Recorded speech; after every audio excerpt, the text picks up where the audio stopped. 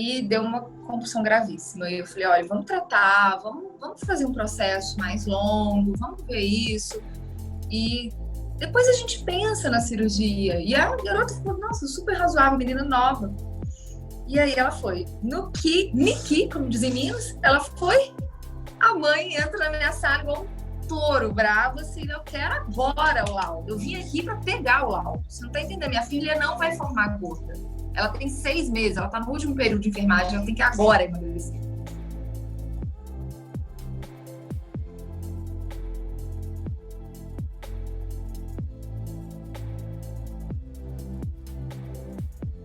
Olá, meu nome é Paula Penteado, eu sou psicóloga clínica, especialista em transtorno alimentar e membro fundador da Sobrata, que é a Sociedade Brasileira de Transtornos Alimentares. A gente está aqui, mais um podcast para divulgar a sociedade brasileira. Hoje eu estou com a Lu e com a Ana. Elas vão se apresentar. Lu? Olá, meu nome é Luciana, eu sou psicóloga há 15 anos, membro da Sociedade Brasileira de Transtornos Alimentares e também da Coesas. E Ana? Desculpa, Lu, acabou não? Acabei. Tá. Ana? Eu sou Ana, psicóloga clínica, membro da Sobrata, Sociedade Brasileira de Transtornos Alimentares, com formação em psicanálise e psicoterapia psicanalítica. Obrigada. Então, hoje o nosso tema vai ser, a gente decidiu que a gente vai fazer uma certa apresentação pessoal porque quem ouve a gente é um público vasto. Então, tá desde gente que está escolhendo profissão, que está mudando de profissão, que é psicólogo, que não é psicólogo. Então, a gente está, inclusive porque a Sobrata, os membros são formados de várias áreas, dentista, endócrino, então tem um monte de coisa diferente, por isso é importante a gente falar para todo mundo. Então, a gente decidiu que hoje a gente vai fazer uma apresentação pessoal do nosso percurso, tá? Como é que a gente chegou nesse lugar. Então, eu vou começar, tá, gente? Vamos lá, minha primeira profissão, eu sou formada em comunicação social, eu tenho uma especialização de marketing na UCLA. Eu fiz lá atrás, eu tinha 18, 17 anos quando eu entrei na faculdade. E aí eu nunca soube o que eu queria fazer, nunca. Eu acho que quem nasce sabendo o que é especial, é 1% da população, mas quem sabe é um privilégio. E aí eu nunca soube o que eu queria ser, na verdade eu queria ser domadora da baleia Shamu na Disney, mas talvez não desse muito certo isso. Então eu morava em São Paulo nessa época, e aí eu abri o mapa e escolhi qual era a faculdade mais perto da minha casa. E o que tinha mais perto, eu prestei o vestibular, que na época você fazia individual, vestibular, e passei. E acabei fazendo comunicação social. Aí fui trabalhar em hotelaria e tal, assim, nunca fiquei muito satisfeita. Mas de qualquer forma eu ia tocando. E aí, por conta do trabalho do meu marido, que é advogado, a gente mudou para o Maranhão, fui morar em São Luís. Quando a gente chegou em São Luís, eu não tinha nada para fazer, porque eu larguei o trabalho em São Paulo e no Maranhão eu não trabalhava. E aí eu falei assim, o que eu vou fazer agora? Né? Eu ia correr no meio do dia para quebrar o dia em dois, para pelo menos ter 2 partes. E aí foi horrível. E aí eu decidi entrar na faculdade de novo, e por conta da minha sogra, que é psicóloga, ela falou, tenta psicologia e tal. E aí eu fiz o vestibular de novo, passei e comecei a fazer. E assim, por incrível que pareça, eu comecei a me achar, eu comecei a adorar aquilo. E aí comecei a fazer análise, foi muito importante, foi uma mudança na vida mesmo. E também por conta do trabalho do meu marido, a gente foi morar em Washington, depois voltou, foi para Salvador, voltou, tal. A gente demorou muito para chegar no Rio. Então, cada vez que eu mudava de cidade, eu tinha que parar o curso e depois voltava um pouco para trás para poder dar sequência direitinho, né? Eu tinha que bater grade e tal. Então, eu demorei bastante para me formar e eu estudei bastante, né, nesse sentido. Então, eu acabei me formando na PUC aqui no Rio. E aí, quando eu estava no final da formação, eu estava atendendo no SPA e eu estava atendendo em família, que era o meu estágio. E quem me indicou esse estágio de família foi uma freira que fazia a faculdade comigo, que ela era muito gentil. E ela falou, vai fazer família e tal. Aí eu acabei entrei no estágio e estava gostando muito. Agora, na PUC, na época, não tinha psiquiatra de acompanhamento. Então, todo paciente que entrava, que precisava de acompanhamento psiquiátrico, a gente era obrigado a encaminhar para fora. Aí eu ficava arrasada com aquilo. Falei, não vamos encaminhar isso aqui, não. Vamos ficar. E aí, na época, quem era minha orientadora era a Andréia Seixas Magalhães, que é super querida da PUC. E ela que falou, Paula, você gosta tanto disso, por que você não vai para o IPUB? Aí eu acabei, me matriculei lá, tem que fazer edital, tal, eu acabei passando. Aí eu fiz família no IPUB, 2 anos dentro do hospital psiquiátrico, e mais 2 anos em clínica psicanalítica lá, que foi super importante. Uma vez que você passou por ali, você senta com segurança no lugar da cadeira do psicoterapeuta, porque aquilo ali é brabeira. Então é dentro do hospital, assim, eu atendia muitas vezes dentro do lugar fechado, do pátio fechado, com barra. E aí eu sempre tinha uma fantasia, assim, que eu estava dentro daquele pátio fechado e que você, quando você quer sair, você bate ali na portinha e fala pro segurança, abre que eu sou psicóloga, né? Que eu ia fazer isso, o segurança ia falar, aham, e eu ia ficar lá dentro. Então, assim, era uma coisa muito interessante aquilo. E aí foram 4 anos de muito trabalho, mas foram muito importantes, assim, no crescimento, no aprendizado. E aí, depois disso, eu queria fazer alguma especialização, sempre paralelo, eu fiz família, eu fiz na Núcleo Pesquisas, família, eu fiz no NOUS, Instituto de Terapia de Família, sempre fazendo junto, nunca deixei de fazer nada, porque eu acho essa socialização é importante para você conhecer gente, ver maneiras de trabalhar de formas diferentes, então eu achei que isso foi muito importante.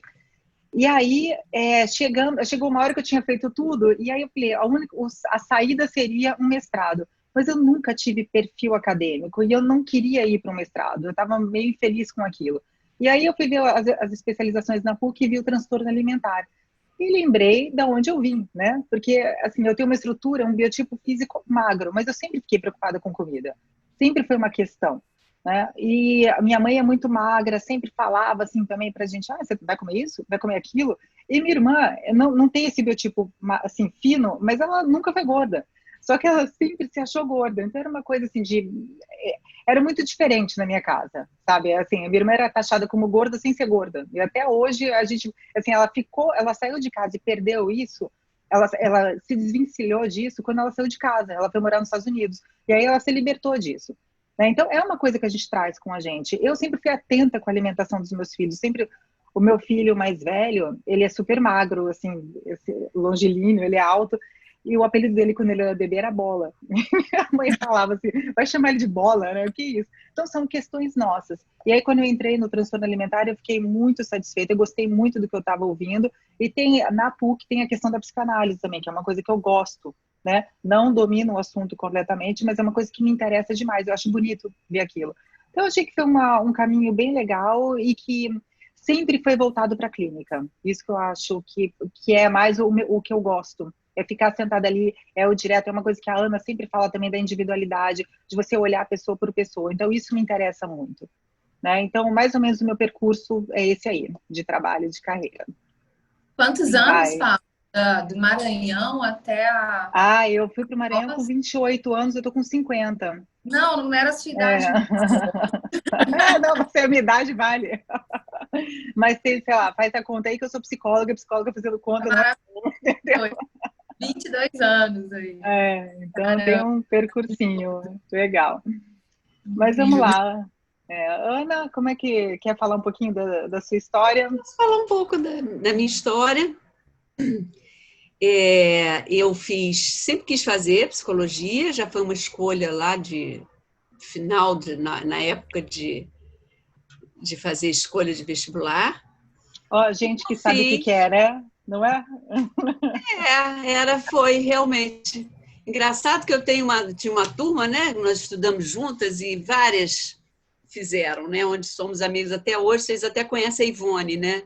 Que é minha amiga, que ela foi lá do curso. Ela foi da nossa turma, super querida. Exatamente. Nós, mais umas 3, enfim. Bom, mas enfim, aí fiz psicologia, terminei, também tive que interromper, morei fora, né, na época, mas aí para acompanhar o marido. E quando voltei, terminei o curso, né, e logo em seguida, eu já com uma filhinha pequenininha, né, e aí fiz um pós-graduação. Aí fiz o CEPCOP, que era um pós-graduação também na Santa Úrsula, e muito interessante, foi muito bom. E ali o meu encontro com a psicanálise foi mais no CEPCOP do que propriamente na faculdade, né? Interrompi por uns 2 anos, por uma questão pessoal, e retomo, mas sempre buscando a clínica. tá? E aí comecei a engrenar em formações de psicanálise, né?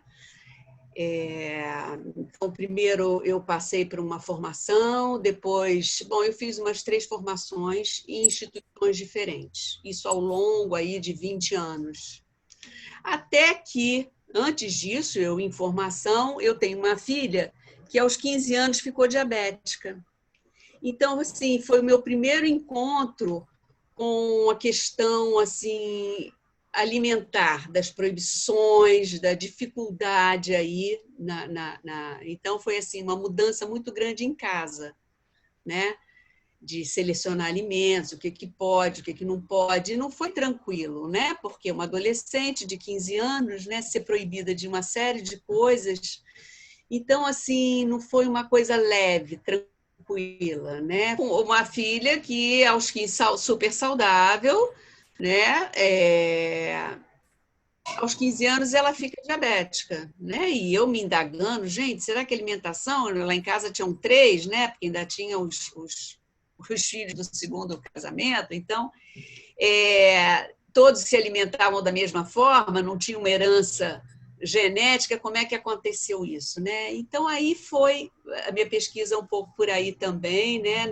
Ajudando a ela e preocupada com a questão alimentar, porque até então não tinha muita preocupação, era época de McDonald's, era época, os meninos lá em casa comiam McDonald's, se alimentavam de... A gente não ficava preocupada com isso, entendeu? Brigadeiro toda hora. Então, não tinha ainda essa cultura da comida saudável, tá? Eu não vim, quer dizer, isso aí eu fui, nós todos, né? Começamos a partir de um determinado momento, né?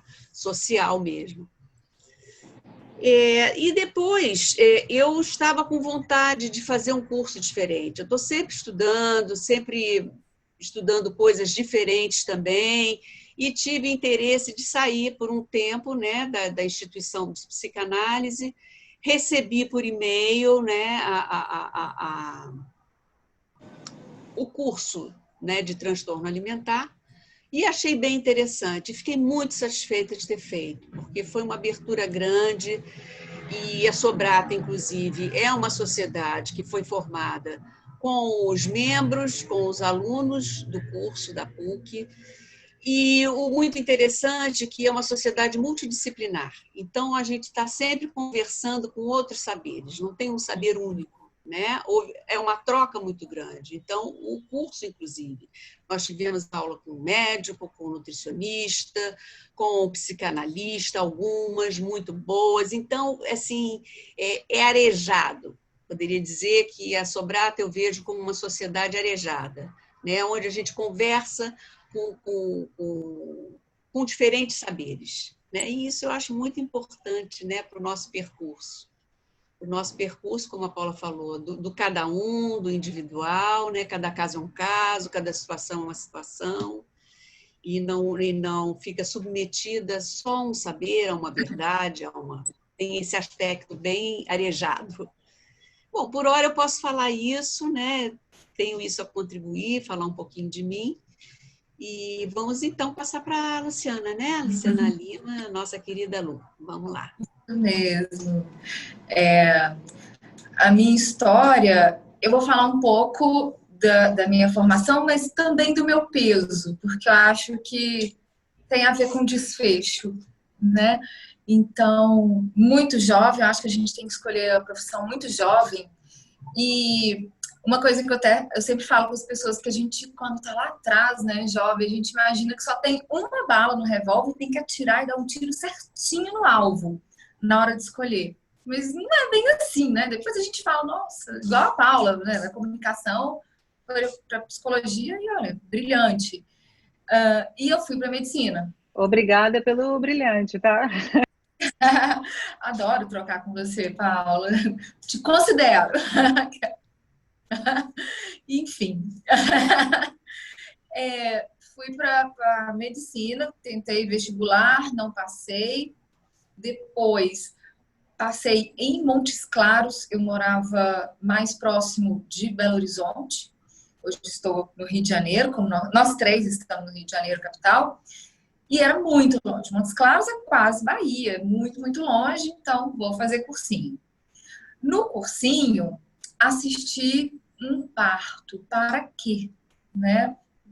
Não, não quero. Não quero isso na minha vida, jamais, jamais.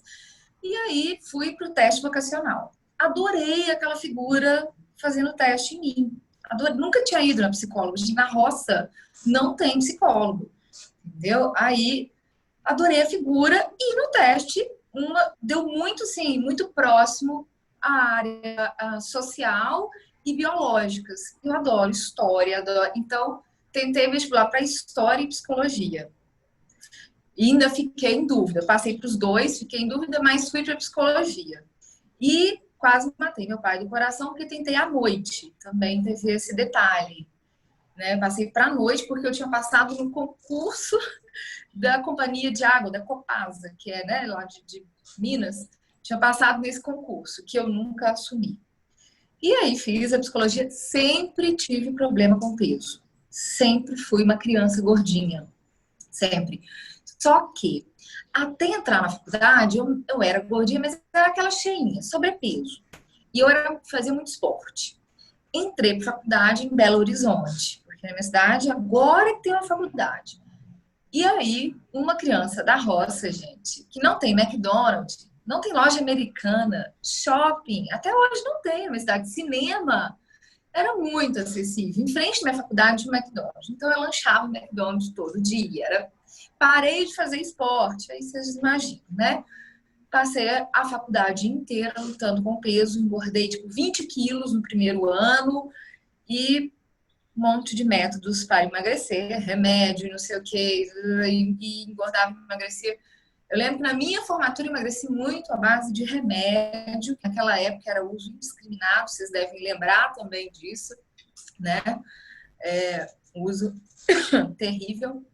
Enfim, formei já trabalhando, efetivada na Prefeitura de Belo Horizonte, mas na área de recursos humanos. Na faculdade, eu fiz estágio em tudo, na clínica, social, tudo.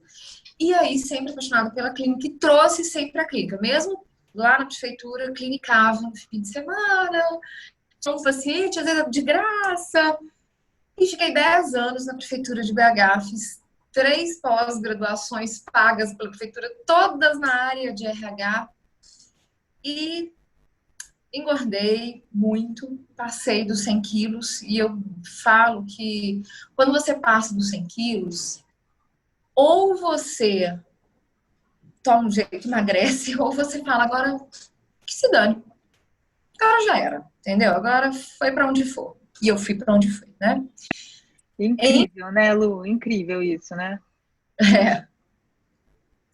Era um trabalho, Paula, que eu comecei assim, como um cargo de facilitadora de treinamento. Mas eu fui crescendo muito. E eu já não era mais psicóloga, eu era executiva, eu era o terceiro escalão, depois do prefeito, secretário, G1. G2 era eu.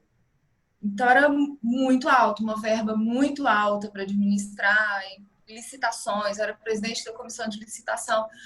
Muito assoberbada, fora da minha área, fora do caminho do amor, daquilo que eu escolhi, engordei. E hoje, para mim, isso é muito nítido, sabe? Na época não era. Né? A gente está envolvido, na época não era. É muito nítido. E em 2013 eu consegui fazer a ruptura de um emprego estável, que eu poderia estar até hoje, mas talvez não estivesse porque eu estaria morta, né? Enfim, pressão altíssima, diabetes tipo 2 e um monte de coisas. E calhou de eu conhecer meu atual marido e vir morar aqui no Rio de Janeiro. Saí do emprego e vim morar no Rio. Falei, vou, sabe, mudar completamente. Vou estudar de novo, passar em outro concurso, trabalhar no Rio de Janeiro. Fato, lógico, porque eu já passei 2, não é possível, né? Não passei. Não passei, não tinha mais concurso, estudando, nananã.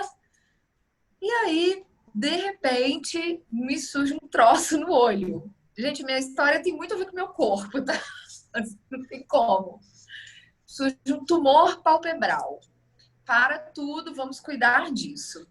E aí eu me lembrei que eu sempre quis ser dubladora. E falei, já não tô sendo psicóloga, olha a louca. Já não tô sendo psicóloga, não consegui passar, não tô fazendo nada, vou estudar. E meu marido, vai mesmo, sabe? Fui ser dubladora, fui estudar para ser dubladora. Inclusive, para ser dubladora, eu descobri que ia ser atriz. Então, eu fui ser atriz, fui tratar de fazer curso. Então, 2013, 2014, eu fui atriz e dubladora. Apresentei peça de teatro aqui no Laura Alvim, com bilheteria, sindicato dos artistas, tem carteirinha, tudo. Por Dublei. isso que você fala tão direitinho, bem colocada. Aí você tem histórico, né? Tá enganando a gente. Serviu para algumas coisas. O sotaque, depois que eu parei de dublar, ele voltou. Mas na época da dublagem, nossa, fiz fono para tirar o sotaque. Dublei com a Mabel César, que é aquela dubladora, a dubladora da Luluzinha, da Mini, enfim. Foi minha professora, larguei psicologia.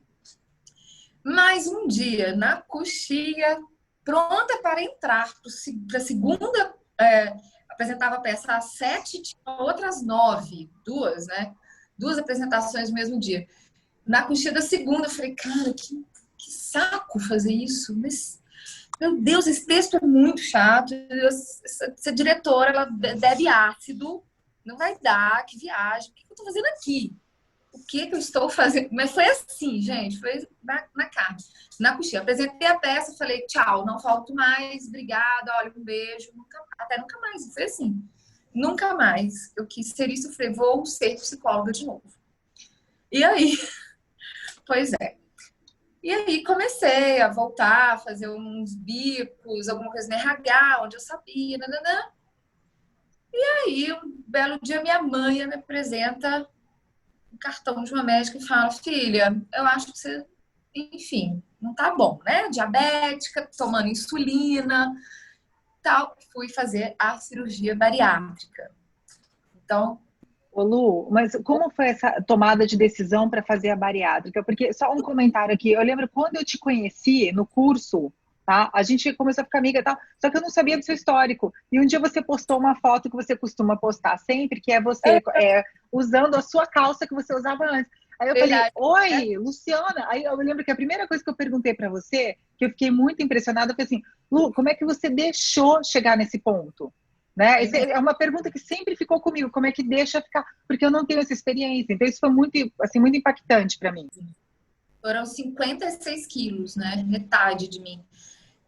Olha, Paula, a gente não vê. Infelizmente. É uma cegueira enorme, sabe? Você volta para... É uma cegueira. Você volta para tudo e para todos, porque tem essa procrastinação solidária. Eu falo isso, você não olha para você, mas você cuida de todo mundo, né? Maravilhoso. Uma pessoa obesa é a melhor pessoa que cuida de todo mundo, né? Dá conta do problema de todo mundo, é a resolvedora, era eu. Mas era uma cegueira. E você não sobe na balança, né? Pois quando a balança deu, eu me lembro muito bem, 112, eu não subi mais, porque a balança da minha casa vai até 115. Eu falei, para que eu vou subir? Entendeu? Era exponencial, eu aumentava de peso muito, muita coisa. Na época do teatro, eu dava com 104. Eu lembro, assim, sabe, as fases. Eu entrei na faculdade com 70 quilos, porque eu era judoca, eu lutei judô muitos anos da minha vida. Isso me segurou muito, né, o peso. Mas o gozado também que eu não tenho compulsão alimentar. Nunca tive compulsão alimentar. Era algo... Era comer exagerado, comer emocional, sem dúvida, muita caloria, mas não tinha essa compulsão clássica, não existia. Mas, enfim, aí fui para bariátrica, sabe? E comecei a entrar em contato com esse mundo, que é o universo da psicologia da obesidade, do emagrecimento, é o universo, né, gente? Transtorno alimentar e rede social bombando. Eu entrei pro tal do Snapchat na época. E já operada, e tomei uma decisão antes de operar, falei, a última coisa que eu faço para emagrecer, eu não engordo mais, acabou. É uma coisa muito drástica e, enfim, mudarei de vida. E mostrava muita receita, receitinha disso, receitinha... Resgatei uma receita de família, de iogurte, e uma produtora do É de Casa me achou, ali na rede social. e fui parar no programa da Globo, no É de Casa, para ensinar iogurte. Conversando com ela, falei da bariátrica. Assim, né? Como é que eu comecei a fazer? Ela começou a se interessar, mostrei foto, ela falou, mudou a pauta. A pauta vai ser a sua cirurgia, você vai ensinar iogurte, mas você vai falar da cirurgia. Nesse dia, eu comecei a ter um monte de paciente. Também quero emagrecer, operei e reengordei, tenho compulsão. E eu falei, eu não sei tratar disso. Eu só fiz. Eu sou uma psicóloga, mas eu só fiz. E aí, fui procurar formação para isso, né? Para absorver essas pessoas, essa demanda que eu ainda vejo que é uma demanda reprimida. A gente tem poucos especialistas nessa área, pouquíssimos, né? E tem muita gente que fala do assunto, mas não estudou. Então, isso também Não, dá um pouco de medo, né? total. Coach de emagrecimento, coach de saúde, sem a menor formação técnica, né, para isso. Mas Essa nem precisa ser inconsistência, coach. né? E nem precisa ser coach. Tem muito psicólogo mesmo, que Tem mesmo. assim, sai falando. Tem mesmo. E aí fui Uhum. fazer a pós-graduação, né? E, enfim, a rede social sempre foi um braço aqui, né? Meu, sempre. Porque a minha rede social, ela nasceu de uma rede social que eu falava de receita e de mim, do meu processo. Então, eu só transformei, né, o Luciana Lima Psi em, né, essa rede social de receita, de emagrecimento, em mais qualificado, né, falando sobre um viés, né, da psicologia e da psicanálise. Eu tenho uma escuta psicanalítica, mas eu não sou psicanalista, então eu falo, eu brinco que eu integro, eu, né, uso ferramentas também da psicologia. Acho que é isso. Mas o seu Instagram também, você transformou ele nisso porque é a sua área e você usa muito ele, é super importante, né? É bem interessante. Eu não uso muito não, mas assim, eu vejo o quanto é legal o seu. Agora, eu queria só uma perguntinha, Lu, porque eu acho importante, assim, qual foi o momento que você optou pela bariátrica? Como é que a bariátrica entrou? Assim, existe a bariátrica, eu vou fazer. Como é que você assimilou isso em você? Paula, então, vou contar uma coisa. 5 anos antes de eu operar, de fato, eu tive uma desilusão amorosa enorme. E aí, eu fui, assim, relatar. A pessoa falou, olha, estou te deixando por uma pessoa magra. Não gosto de você assim. Você é gorda, não gosto. Foi um baque, foi um choque, foi terrível. E aí eu procurei a bariátrica. E eu recebi aquele monte de exame, nananã, vai fazer isso, aquilo, você vai pegar laudo lá e vai lá, vai precisar de um psicólogo, mesmo você sendo psicólogo, você precisa de um laudo. E eu não quis burlar a coisa. Eu tinha uma equipe de 40 pessoas e várias psicólogas. Só diretamente ligada a mim tinham 8. Eu podia ter pedido qualquer um carimbo e dane-se. Mas eu procurei uma especialista em cirurgia bariátrica, lá em Belo Horizonte. E fui nela.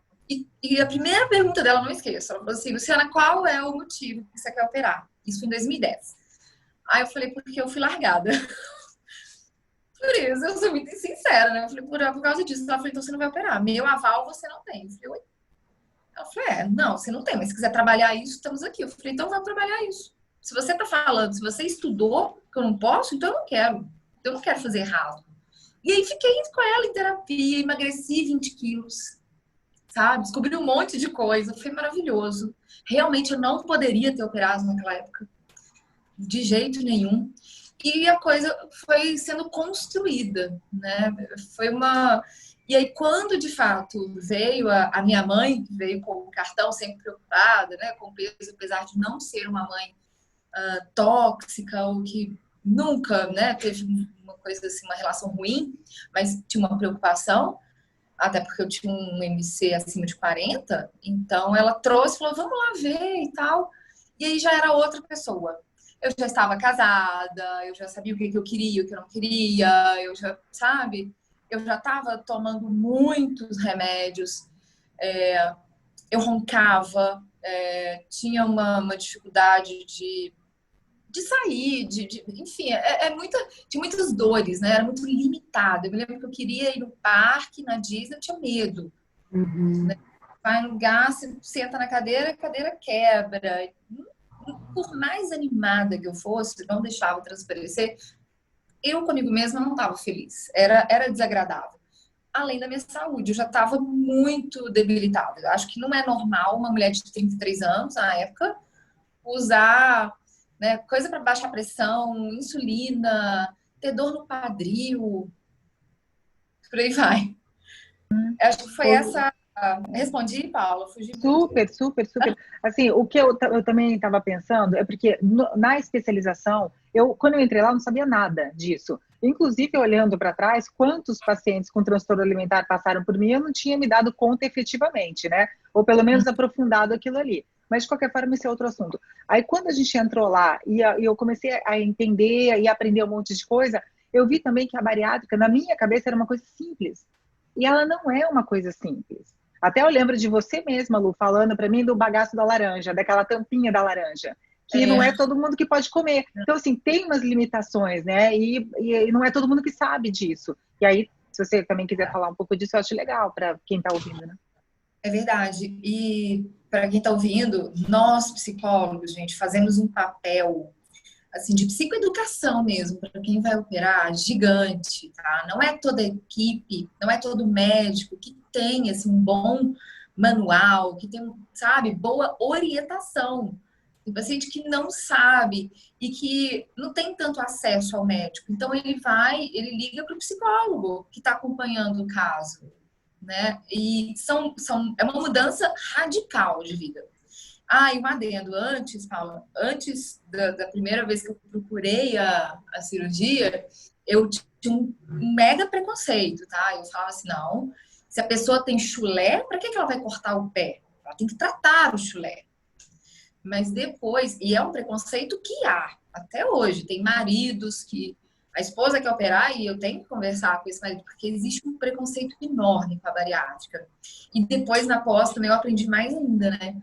Que existe a síndrome metabólica, existe um corpo que joga contra, existe uma fome que é maior que uma pessoa que já está com síndrome metabólica.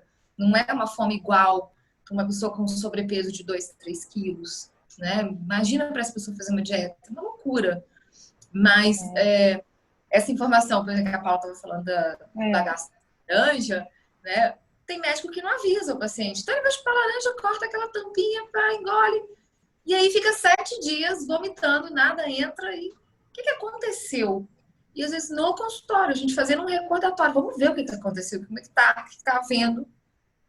E essas pequenas coisas a gente também ajuda. E realmente, tem umas limitações. Não pode bagaço da laranja, tomar água. Vocês estão vendo que eu tomo água no canudinho? Até hoje, eu não consigo virar 3 goles de água. Eu não consigo.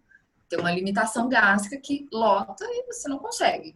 Tem as vitaminas também, né, Lu? A quantidade de vitamina que você tem que repor, né? Tem. Vitamina é um casamento. Só que é um casamento até diferente, porque ele é eterno.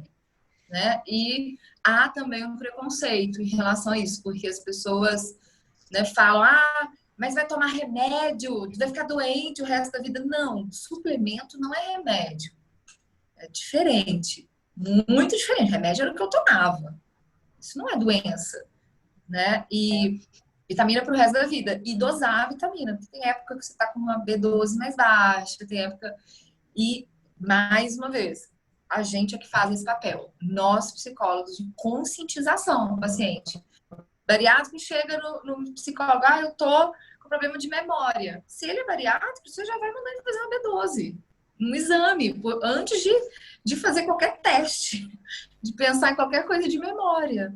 Procura no corpo para depois ver o que tem no psicológico, né? Agora, Sim. outra coisa que você falou aí, que eu lembrei também, é que, assim, tem o preconceito, eu vou fazer bariátrica e tal, mas também tem aquele monte de gente que quer pular etapa, né? Que quer ir direto, não, eu não quero pensar em nada, eu não quero fazer nada, eu quero simplesmente a magia da cirurgia. Não sabe o tamanho daquilo ali, não sabe as consequências e quer fazer. Aquela história do balão no estômago, lembra dessa época que tinha muito balão no estômago também? Então, tem uma coisa, né, da magia também circulando.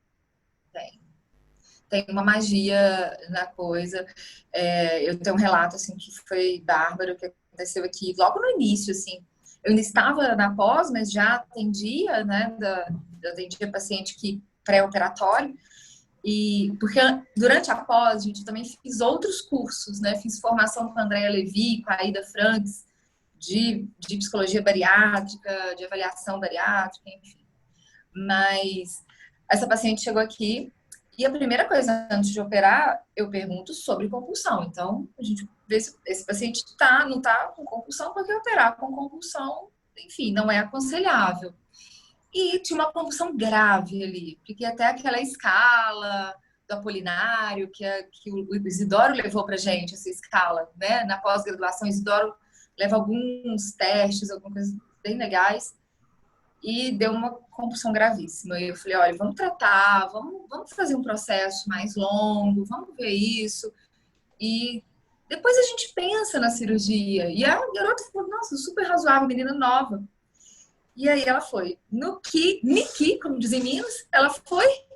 A mãe entra na minha sala igual um touro bravo, assim, eu quero agora o laudo. Eu vim aqui para pegar o laudo. Você não tá entendendo? Minha filha não vai formar gorda.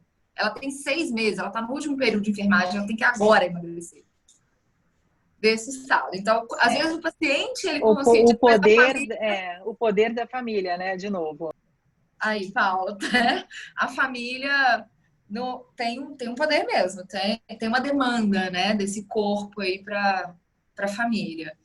Essa menina ficou comigo 2 anos, não operou, não fez balão, enfim, tá? Fez o tratamento convencional. A mãe se conscientizou depois. É muito interessante. Você está falando desse de pedir laudo, né? De assim, burlar e passar por cima só para chegar para pegar o laudo. Isso tinha muito lá também no Instituto de Psiquiatria. Para pegar laudo, e não era para bariátrica, era para encosto no INSS. Que eu sou psicótico, eu sou esquizofrênico, não sei o quê. Então eu vinha prontinho para pegar o laudo. É impressionante a quantidade de não que a gente fala, né? É muito não, é verdade.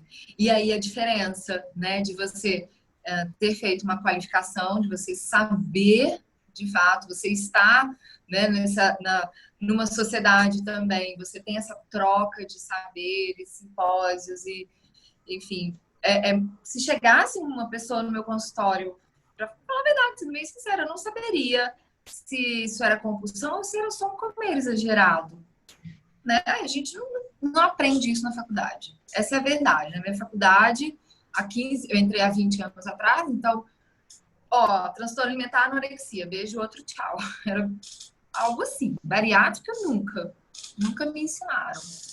Era muito incipiente a coisa ainda, né?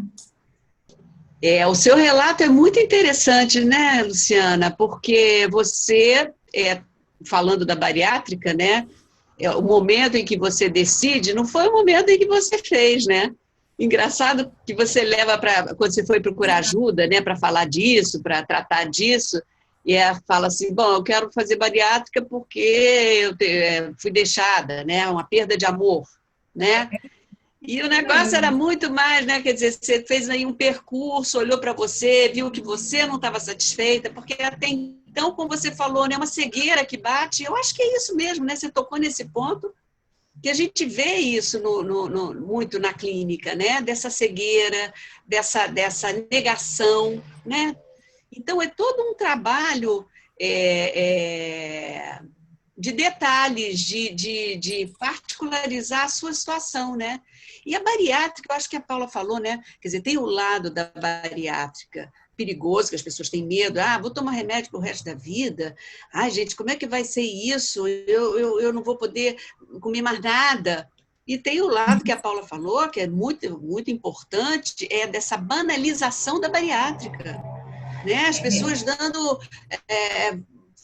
virou um comércio, né? Banalizou. Bom, então tô gorda, eu faço bariátrica.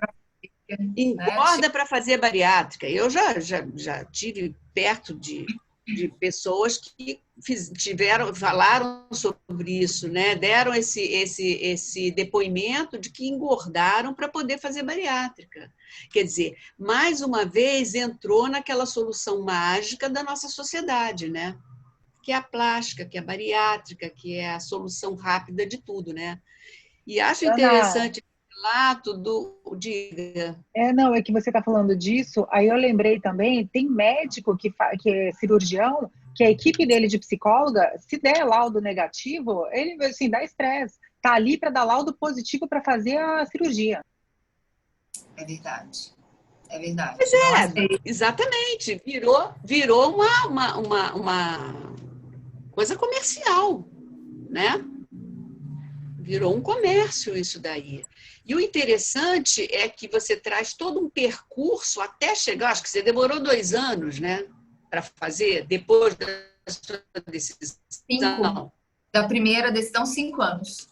Eu operei em 2015. 5 anos. 5 anos para realmente fazer a bariátrica, né? Eu acho que isso é importantíssimo. E isso é uma coisa que a gente estudou bastante, trabalhou, dividiu, dialogamos muito sobre isso, né? Lá no curso, dessa banalização da bariátrica, né? Não me lembro quem que contava dessa história, né? Acho que Paula também falou lá, dessa coisa de ter laudo, né? Arruma um laudo aí para eu fazer, né? Então é isso, eu acho que esse relato foi importante também para a gente refletir que não há fórmula mágica para todos, né? Quer dizer, que é um a um, né? Caso a caso, né? Nesse sentido é que eu acho que a psicanálise, desde sempre, ela recolhe os efeitos exatamente para destruir essa coisa única, né? Essa crença de solução universal, né? Nem a bariátrica vai resolver, né? Colocar tudo na bariátrica, né?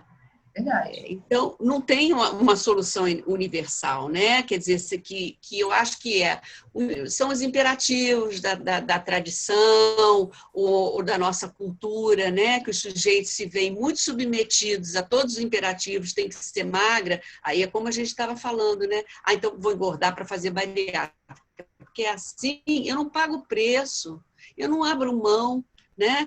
Eu não tenho que ceder em nada, eu resolvo meu problema assim.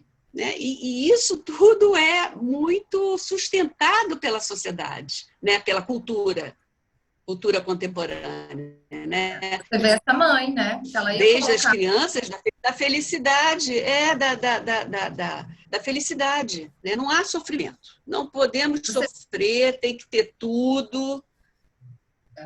Essa mãe que invadiu meu consultório, ela ia pôr a vida da filha dela em risco.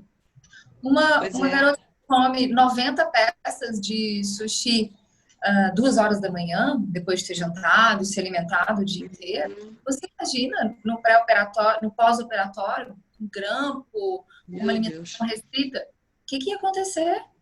Né? E por uma solução mágica. É uma cegação total.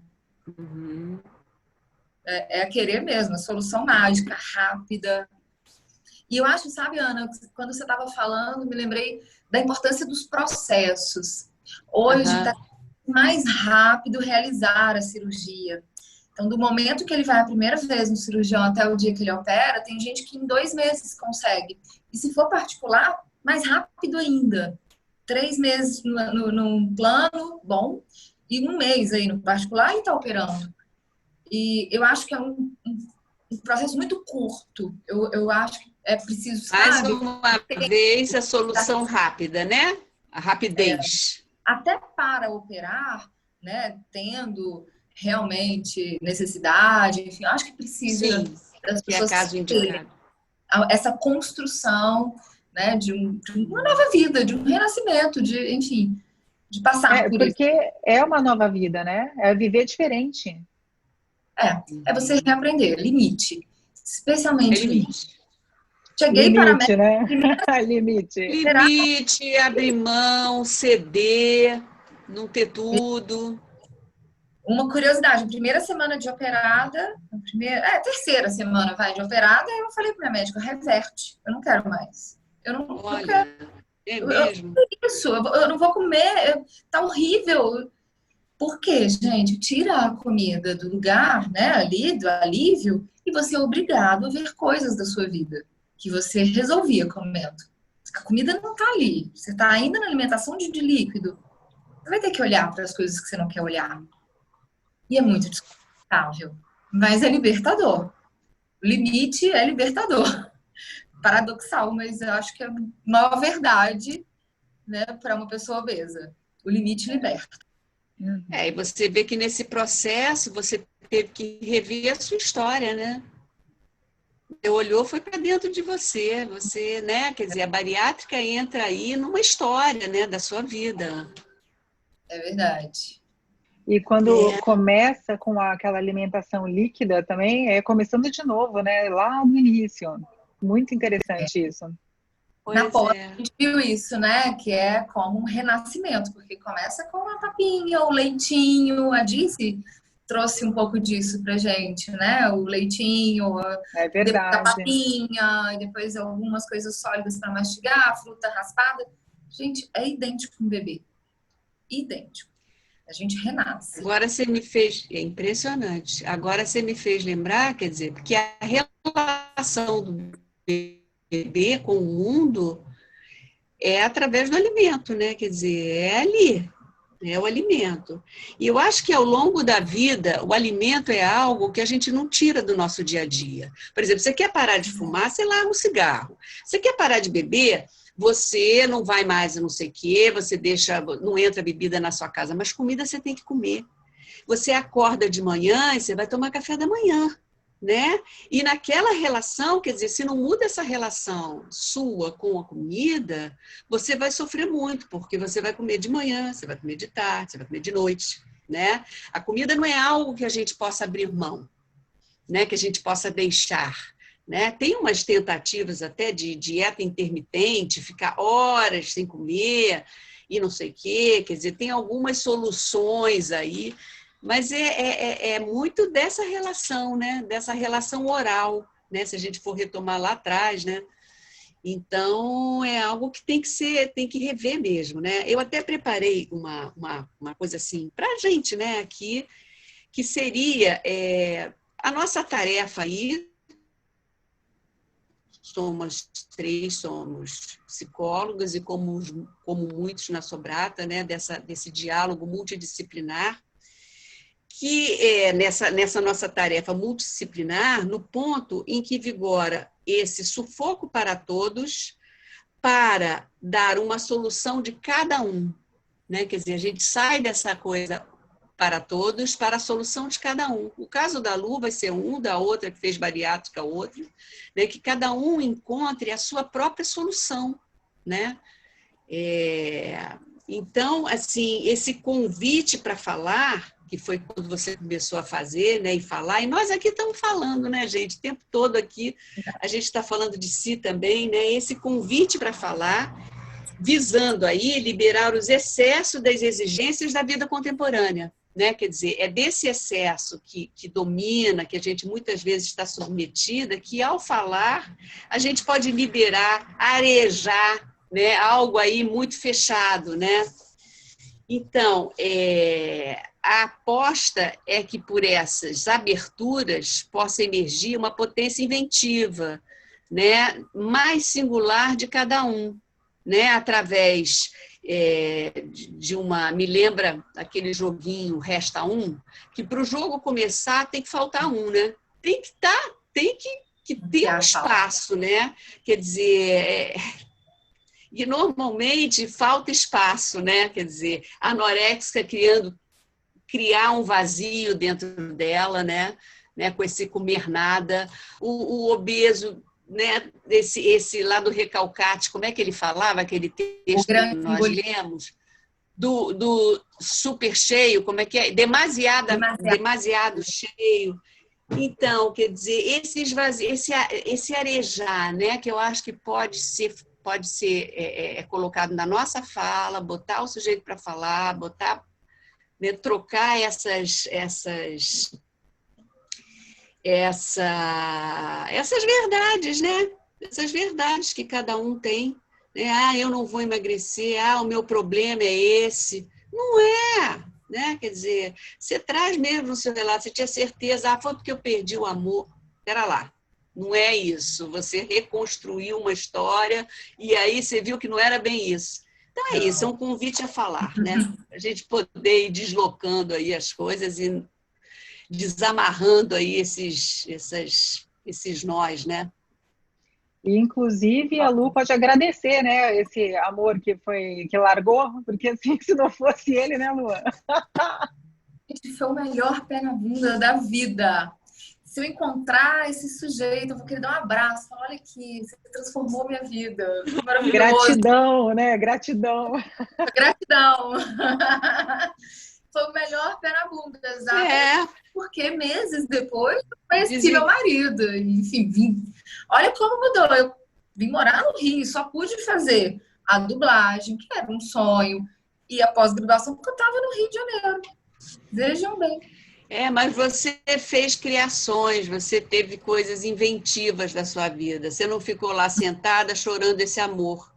Eu fui largada, porque você correu atrás, né? Quer dizer, você foi aí buscar um outro caminho, né? Quer dizer, poderia. Quanta gente fica nessa posição vitimizada, né? De deixada, de sofrida, de humilhada, e aí não inventa nada, né? Uma solução, uma saída. E um outro caminho é ficar ali só no corpo, né? A pessoa ser... O que ela é? Só um corpo.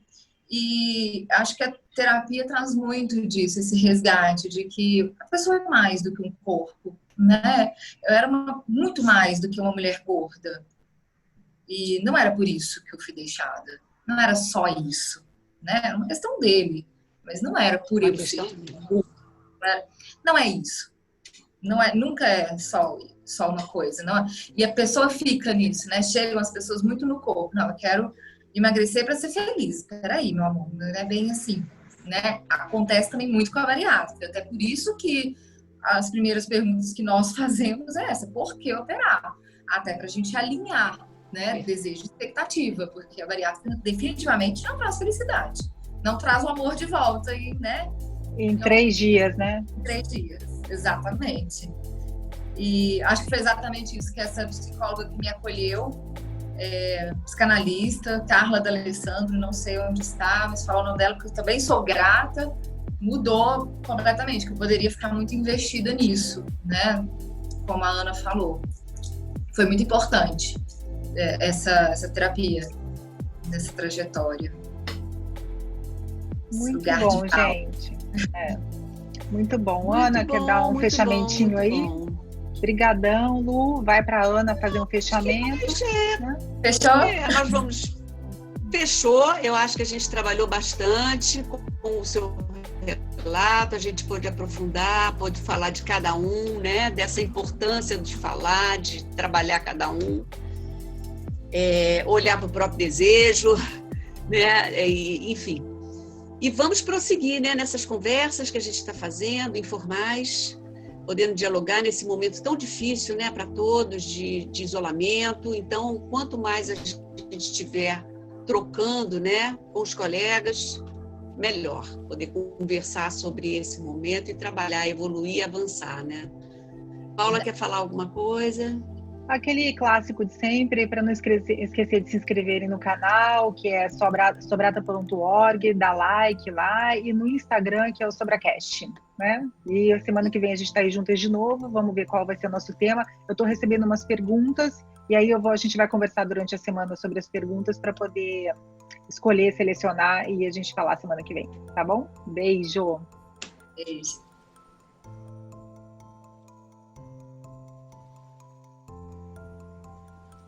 Aê!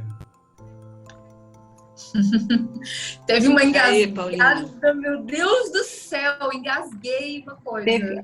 Mas isso aí corta, não tem problema. E eu que achava que ser domadora do Xamu era muito exótico, você queria ser dubladora? Adorei também, não fiquei tão sozinha nessa. Agora... Me pergunta o que eu dublei, né? Porque o povo vai perguntar. Muito legal. O que você dublou? Novela russa. Mas...